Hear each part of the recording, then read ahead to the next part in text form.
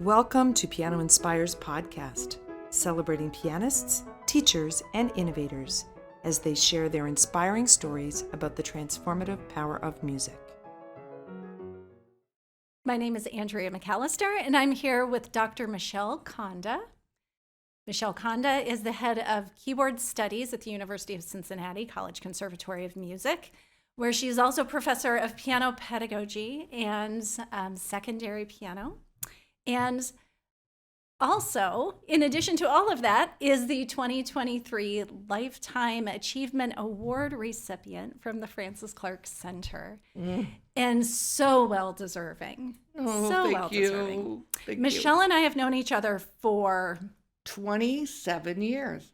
27 years. And I'm so excited about this conversation because it's very rare that we get to just sit down and talk about life and music and how you got to be where you are and all of those challenges you had to overcome or maybe are still trying to overcome, and just thoughts on the future of music. So first of all, what did you think when you received the notice that you were the recipient of a Lifetime Achievement Award?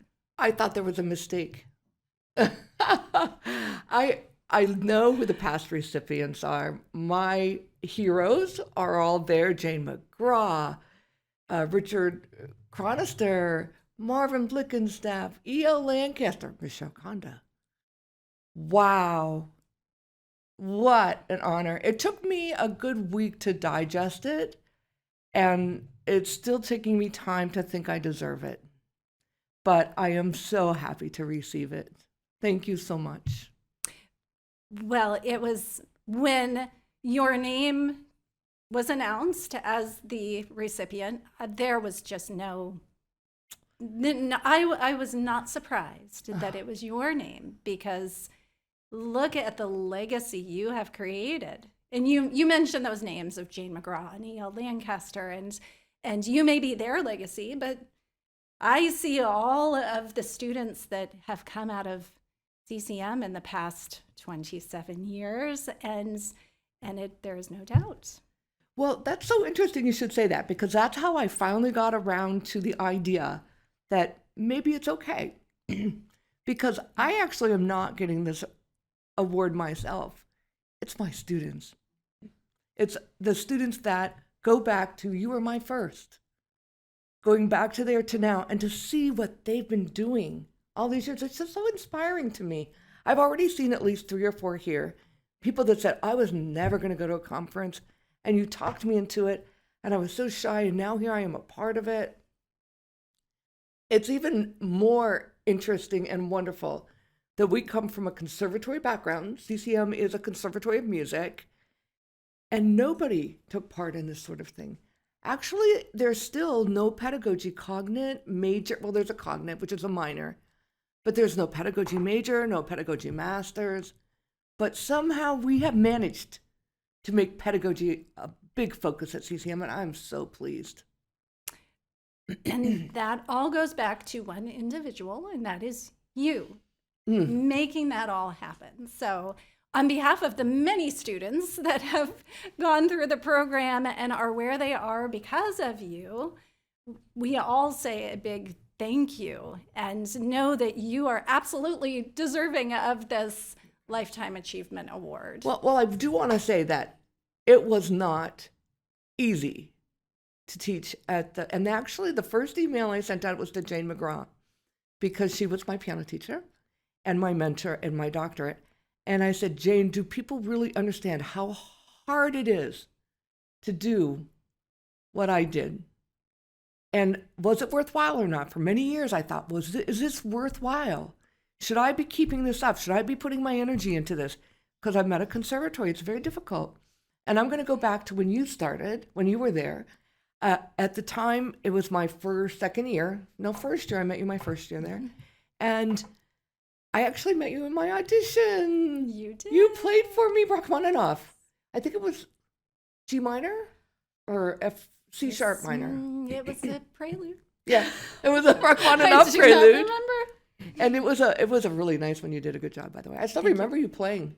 Oh, I clearly remember it. Oh, I hope I didn't scare you to death. Oh no, I was scared to death well before. You're the one who calmed me down. Oh, good. Yes. Good. But you grabbed on to where I was going way back then. And that is what kept me going.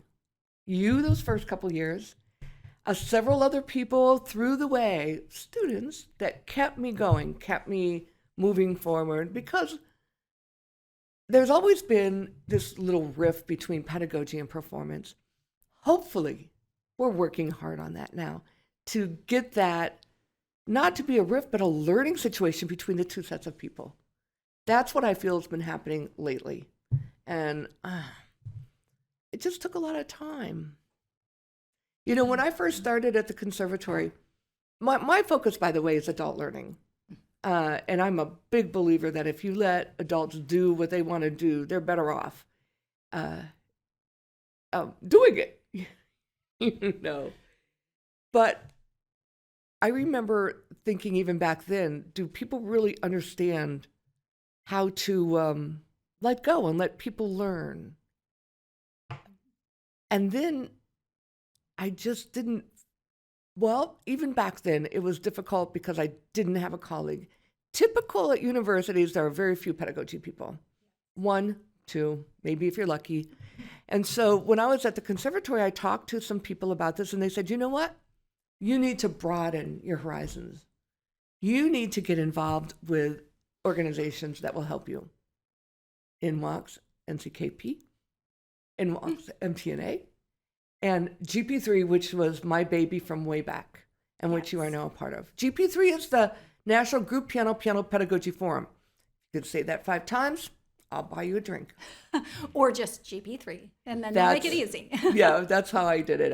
I reduced the name myself, actually, because I was the head of the very first one. But and what year was that? You know, I cannot remember, but my child, who is now 26, was still not walking, I believe. It was just a baby. So it's got to have been over 20 years ago. We were in Norman, Oklahoma when we envisioned that, by the way. And there are several people that are still involved, very much involved, with NCKP and with other organizations that we met at a place called the Mont. And we were sitting there thinking, you know, we have something to say, especially with group piano, because group piano is still somewhat in its infancy. So we decided and envisioned something for people that really wanted to get involved with group piano and the field of pedagogy. It was still in its infancy. Can I give a shout out to a couple people now? Absolutely. This is so long ago, none of you are going to remember this, but there was a woman named Annabelle Bognar. She was at Bowling Green State University. Mm-hmm. She was my first real mentor in group teaching. And I have to tell you, I just looked at some music that's out right now. People are still using some of the ideas and pieces she taught way back then. Martha Hilly was also a part of that. So a shout out to Martha, definitely. I have to do a shout out to Andrea, who kept me going before when I didn't know if I really wanted to put that kind of effort. No, you know what though? To be honest, I'm not a quitter. No. It doesn't matter what it is, I'm not going to quit. It'll happen with time. And that's sort of how I began this whole world of teaching and pedagogy, etc. And now look at where you are and all the experiences you've had and all of the, building GP3. And it's still going strong after so many years. And it is. And just so many areas of the profession that you have touched, or your students have gone on to create these resources or have touched other lives in ways that really started with you. That's so interesting you bring that up, because that's why I get so excited. The piano lab. I wanted changes in a piano lab to make it more student-centered so that they could pick people and I wanted it virtual. I wanted it so that I don't have to control it. One of my students, Giuliano Graniti, we got a grant to put in a virtual piano lab, and it's just so exciting. And he's getting international attention for this. Curtis Pavey, I don't know if you know Curtis. Oh, what a marvelous man. I actually said, I don't know anything as a pianist on how to play the organ. How to play the harpsichord. Mm-hmm. So he and I he invented a little class that we learned how to play as a pianist harpsichord. And I said, well, Curtis, why don't you pull all those materials together and make a book? Oh my God, it's fabulous. It's a wonderful book, wonderful resource. And now I'm so proud of him and what he's done. Mm-hmm. Oh, I could say this for 1,000 different people, though. That's the award. The award goes to you guys out there. Well, one thing that I've always admired about you so from the very first master class that you gave at CCM, and I was the little undergrad, very nervous guinea pig having to sit in front of all of those graduate students and faculty and deans and everything. And, you walked in and I performed, you came to the piano, and it was your excitement about the music we were creating together. Right. That you find so much joy in what you do. I do. And I'm excited when I see my students come to their own on this sort of thing. Going back to when you played, I wasn't nervous for your performance. I was nervous for you. So my job was to help you feel less nervous. Another thing is, music is something we do create together. That's part of my whole field of andragogy. We create it together. And so why would I do anything to make that not happen? I'm going to do whatever I can to help that happen. Keeping the eyes on the prize, which is the music. Mm-hmm. And actually, let's admit it, we're part of the music. Everybody plays differently and creates their own voice and creates their own sound and creates their own inspiration for us to listen to. That's why we don't just listen to one recording of anything. And that's why it's still exciting to teach. Everybody is different and brings something different to my life. I bring something to them, but they bring something to me also. Now, let's dive back a little bit, Okay. Because we're talking about, this passion and the experience of making music. Was this something that you always were called to do? So when you were young and starting lessons, and did you always have that joy about making music? Was there ever a time that you thought, I don't know if this is something that I love enough to make my profession, or I don't want to practice today? Oh, I go every day. I don't want to practice today. Practicing is one of those things that I have a saying, it's called butt to the bench. Once you get your butt to the bench, it's lots of fun, but there's a lot of things that can get in the way of that. Mm-hmm. So it takes a lot of discipline to do that. But to answer your first part of your question, by age 7, when I could write my first little essay about what you're going to do when you grow up, I'm going to be a piano teacher. But even before that, the piano was mine. When I was like 5 years old, we got a piano for Christmas. And I actually, on one of the pictures I sent in, they show me at that age when I was this little curly-haired girl. I was cute then.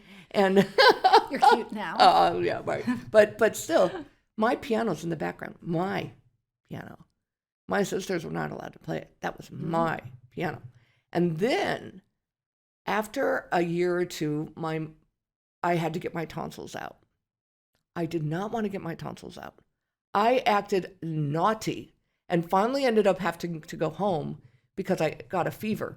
But in the meantime, I made life miserable for everybody at the hospital, everyone.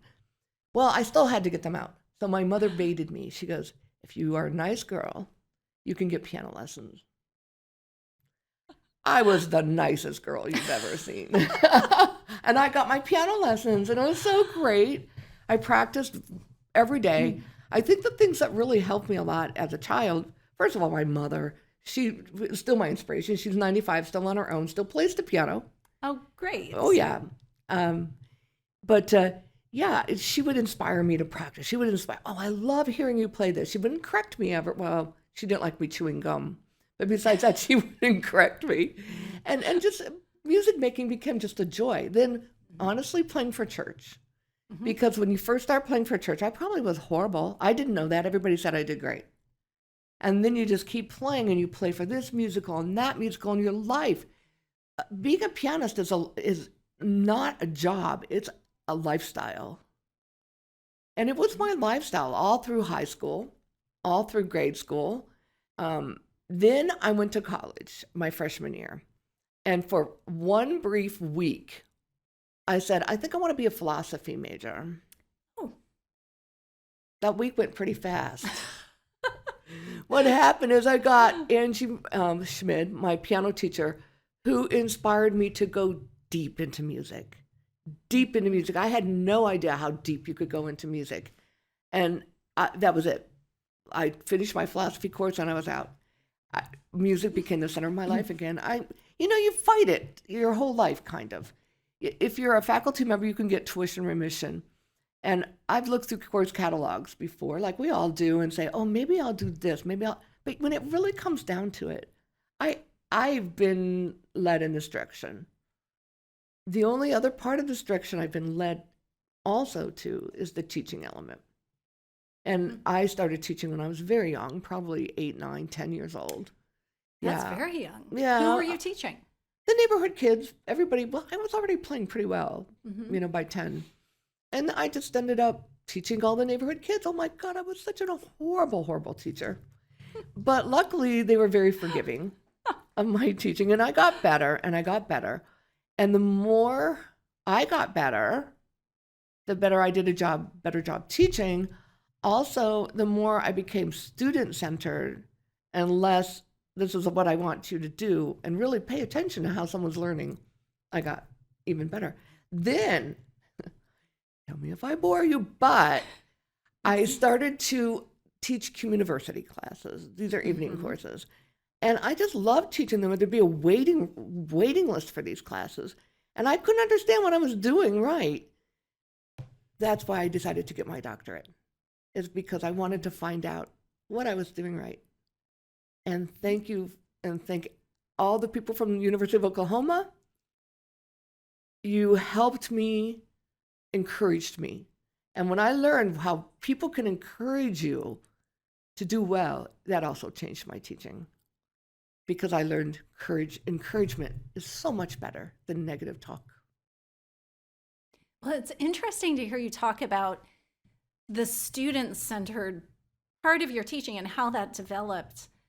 It takes some people decades to learn that that's how students learn best, and encouragement is how students learn best. And it seems like that's just something that you realized from an early age. Is there a way you fell into that? I did. And I think a lot of it is just because I always brought home the stray. That's what my mom said. I brought home the stray people, the stray animals, the stray everything, because I wanted them to feel better. I wanted them to have a better life. And it's always been like that for me since a very early age. I just turned it over into my teaching. I still would bring home stray animals. And I have brought home 2 cats, I'm sorry to say. Oh, you shouldn't be sorry about that. My husband is in the room. He's sorry to say. He's sorry to hear me say home. that. But it was the right thing to do. And that's still what I think about teaching. The right thing to do is to be student-centered. Absolutely. But I'm not going to say it was easy. When I was a freshman, you don't realize how much practicing you have to put in. And I was a first generation college from my family. We didn't have money. I remember there was one point of time that I was living on canned ravioli or something like that. Canned burritos. For like a month. I went to England with a marching band. I took $20 with me and brought back 10 because I needed it. There were real poor times that I had to live through, but that's okay. That's okay. I made it. Yeah, and you have certainly made it. Ah. Yes. But anybody has to have perseverance if you're going to do whatever you do. Mm-hmm. Yeah. And you can't be afraid when you fail. It's hard. It's easy to blame someone else for your failure, but that's not going to get you to the next step. You have to find the thread of truth in why you failed, and it might be just a thread, and then move on, improve, do better, find out how you fix it, and move on. Mm-hmm. How do you instill that into students who might not have that mindset? It's funny you should ask that right now. I have 2 students right now that are suffering from I made the finalist in a job, and I didn't get it. Mm-hmm. That's a really hard position to be in. And they tried so hard and worked so hard. But, they will get it, but they can't just stop. Well, they have a choice. You either stop and get out of music, or you figure out a little thread of truth to why you didn't get the job and fix it. You can't just sit still. You've got to work on it. Do something. We can always get better in whatever we do, or broaden. I think a lot of times pianists think 5 more hours in the practice room will do it. Sometimes it's the soft skills that need work. Mm-hmm. Not the playing. The playing, as you can imagine, at the conservatory is amazing. Well, you were there, Well, I know. And I think that's one of the challenges for especially the generation of students we have now. I feel like I was very fortunate to have graduated when I did, because the number of students coming out with a DMA in piano performance with in piano pedagogy were very few. But now it seems like there's just so many more. How do you help these students who are facing this competition? Because I know you deal with this every day, every year when you have the next graduating class, and they come to you and say, what do I do now? Well, for one thing, you've got to take a realistic view on what you're looking for. Are you applying for a job that you really maybe aren't ready to get or don't have the skills for? Number one. Another thing I notice for a lot of the students is they're not willing to work their way up. I'm bringing up another wonderful person, Curtis Pavey. And I know I brought him up already today, who's super talented. And when I first met him, I did not accept him as a GA because I didn't know if he had that personality to be in front of class. Mm-hmm. Well, boy, did he prove me wrong. But he also worked hard on it and how to do it. And he also took opportunities, my gosh. He worked with Richard Van Dyke from NKU, Northern Kentucky. He works I think he's now working as a member of NCKP, working with you all. Yes. He's taking opportunities. And I think that I tell students, you need to grab onto opportunities. You can't sit in the back of the room. There are 100 pianists sitting in the back of the room. What makes you special? It's not 2 hours more in the practice room. You're already putting as many hours in before you hurt yourself. Mm-hmm. It's other things you need to work on. Look around. What can you do to make it better for yourself? Right. Yeah. But also, pianists tend to be introverts. You're an introvert. Are you an introvert? Yes. I am too.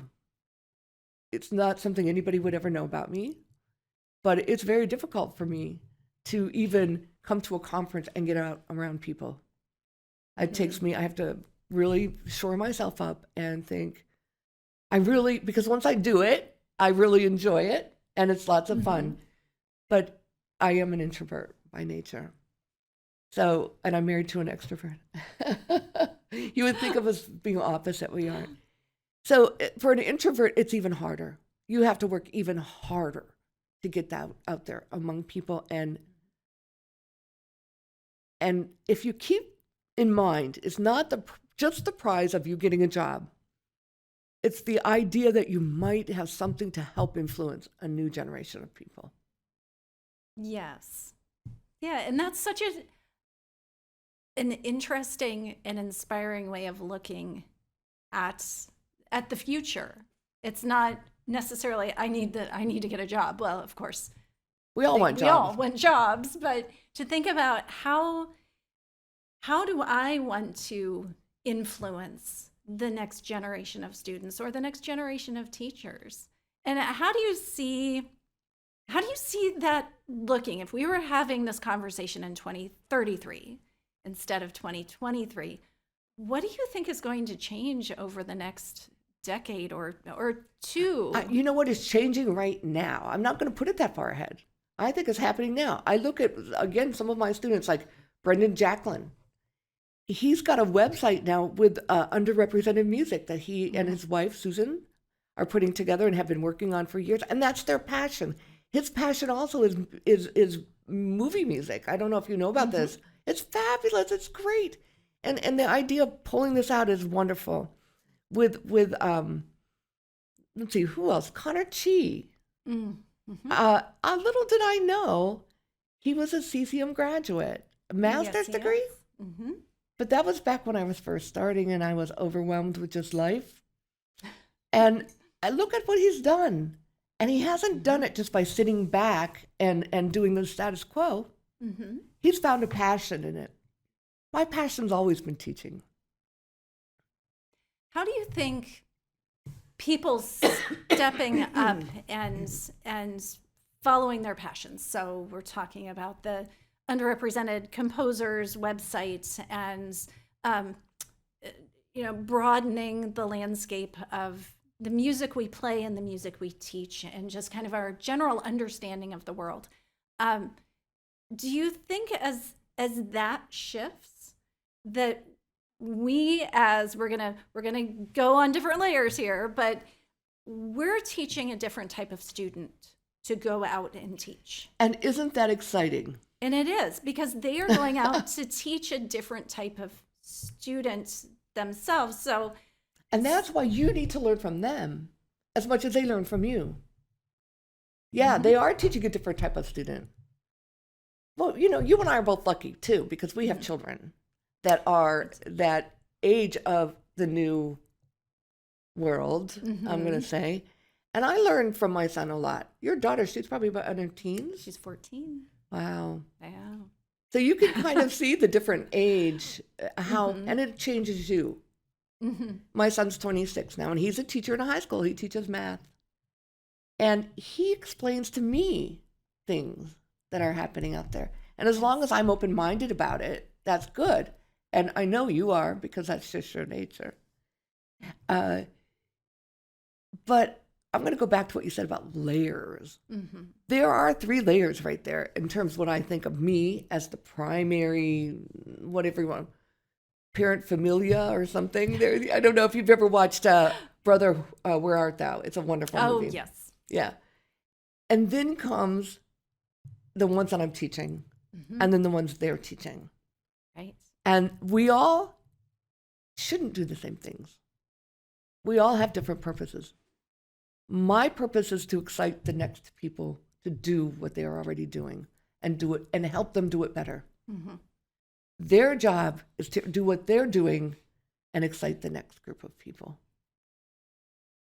So my job itself is not, at least to me personally, my love is andragogy, my love is pedagogy, my love is this and that. But for instance, Connor, he's got a different love. My job is to encourage that love and listen to it. And I'm just amazed by it, and to be amazed by it and to help him and other people introduce them. Listen to this. Listen to what I hear. Look what this person is doing. That's my job on this first layer. And their job is to get the world on board. I see these generations and how we're changing and how, in a way, how technology is changing the world. Which I love. You were one of the first to really embrace I love technology in the classroom. And I remember all of the assignments we had and, really diving into it. And you really encouraged us to do that. How did it feel to be the first or one of the first to really get involved in that part of my education? world? Mm-hmm. Well, you see, it's my love. Again, it's my passion. I had like the first Mac that you could get out there. I bought the first Mac Classic or whatever. I wish I would have kept it. It's worth money now. Mm. Yeah, but I loved it. And the problem isn't, the complicated thing isn't me using technology. The problem is getting other people to embrace it also. Mm-hmm. So that's not teaching. What is that?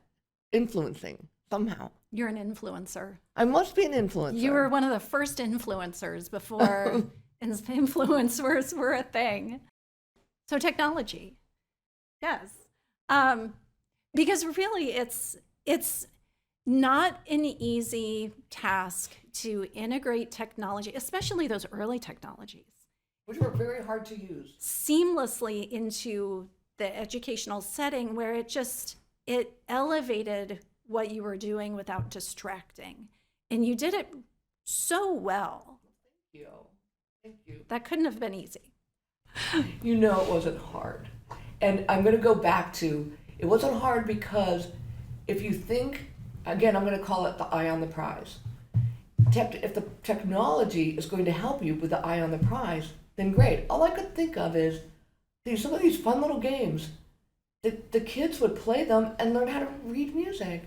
Whoa, what a thought. Some of these ideas of putting things even online or using, back then, people didn't even know how to use Microsoft Word. They didn't know how to do a database. I have to tell you about another one of my ex-students. His name is Damon Stevens. Do you remember Damon? I do. Oh my gosh.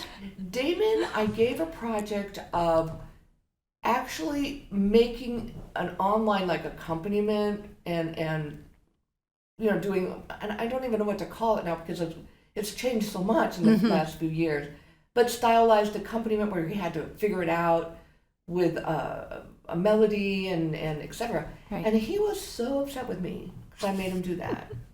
He was like, why do I have to do that? I don't. He got a job right after that where he had to do that for a living. Oh, well. Yeah. And it turned out he kind of liked it. Sometimes you just have to give people a little nudge and they might like it. You never know. You never know.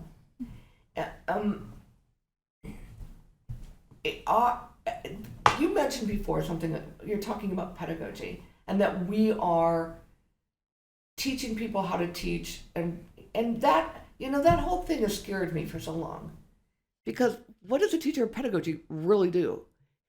So it took me a lot of years until even now and you actually said it really well, but I didn't understand it until later, which is that it's not what I teach, but it's how I teach.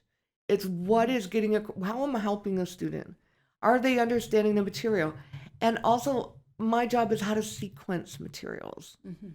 I think a lot of times you can do that with any materials, handwritten, method books. It doesn't matter. It's that, how do I move from one to next? That was, so now I'm finally starting to understand now. But next week, I'll probably understand something else. And I'm going to do the Francis Clark thing. I know I am, which is in 6 weeks, I'm going to say, well, I believed this 6 weeks ago, but I believe something else now. Francis was never afraid to change. And I also think that's really important for a teacher to be open for new ideas and new thoughts. Well, because you're learning. Always. Mm-hmm. Always. That's half the fun of it. Oh, it is. Every new year brings new learning for the teachers as much as the students. That's what I'm talking about. So, absolutely. Well put. So we will end with 3 questions. Okay. First, what has been your greatest challenge in your many years of teaching and being with music? It's probably the biggest challenge is where I work, and the fact that I've had to be in the gap in a conservatory where pedagogy was not something that was stressed. And again, I'm going to say a lot of that has to do with we have so many introverted students that probably affected that greatly. Mm-hmm. That was my biggest challenge. Other challenges through the years have been physical challenges, like when I broke my wrist, when I broke my leg. Yes. Those were challenges, but I got through them. The biggest support that got me through all this was my husband. Mm-hmm. My husband has been amazing. Back when I had Nicholas, our child, we didn't have family leave. He quit his job to stay home and to be a stay-home dad. I don't think, and even now, my job doesn't end. It's not a 9-to-5 job. Our job it's a lifestyle. Mm-hmm. Like I just received a phone call from work. Yes. That's kind of important. I'll pick it up later. But he has to pick up the slack. Mm-hmm. So I'm so thankful. Well, and what you said about falling in the gap, Yeah.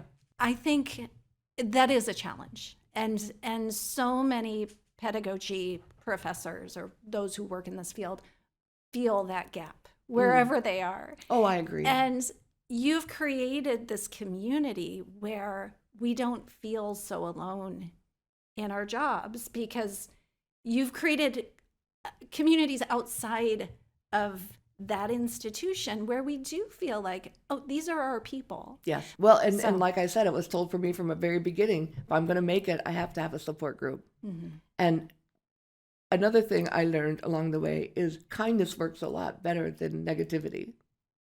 So when I worked with the people in Oklahoma, they were so kind and so wonderful and so caring. And so you know what? I had to pay it forward. And I was fortunate to have people. I still have students that come in and they're just that way. They're just wonderful group people that want to pay it forward. Oh, that's great. Well, my next question is, you could probably go on forever. So I'll try to limit you to one. What is your greatest accomplishment?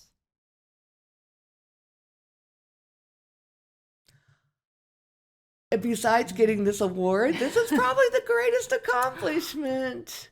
But my other really, really great accomplishment was playing Prokofiev Third with orchestra. When was that? That was about 5 years ago, maybe. Okay. Yeah, and since then I've Fantastic. played McDowell, Mm-hmm. and I've maintained playing a concerto here and there and everywhere. But the Prokofiev 3, holy cannoli. That was amazing. That is a good way to describe that. Holy cannoli. Well, we will end with this question, and I know you've had some time to think about this, but this is the PianoInspires podcast. I know it is. And we have the PianoInspires website in the home of the Francis Clark Center. And there's so many ways you can answer this, but how does piano inspire? How does it inspire you or the community or the world? That's a huge question, so I'm just going to give you a story. Okay. I told you my mother is 95. My father-in-law is 89. My father-in-law is very sad. And my mother also, they both lost their spouses. They're older. Mm-hmm. I will sit at the piano and they will sing. And they'll sing together. And they'll sing apart. And they love it. And I'm inspired every time I sit down and hear them happy. Well, that was a beautiful story. And I think that's a great note to end on. I agree. A note? A note. Oh, that was excellent. Note to end on. Thank you so much, Michelle. Been my pleasure. Thank you for the invitation. You're welcome. This was fun. We'll do it again sometime. Okay. Bye-bye. The Francis Clark Center is a not-for-profit educational organization that serves the advancement of piano teaching, learning, and performing. Divisions include Piano Magazine, PianoInspires Kids, Journal for Piano Research, National Conference on Keyboard Pedagogy, the New School for Music Study, Piano Education Press, International Online Teacher Education, and PianoInspires Online Community Hub. Please visit us at pianoinspires.com to learn more about our impactful work and inspiring community.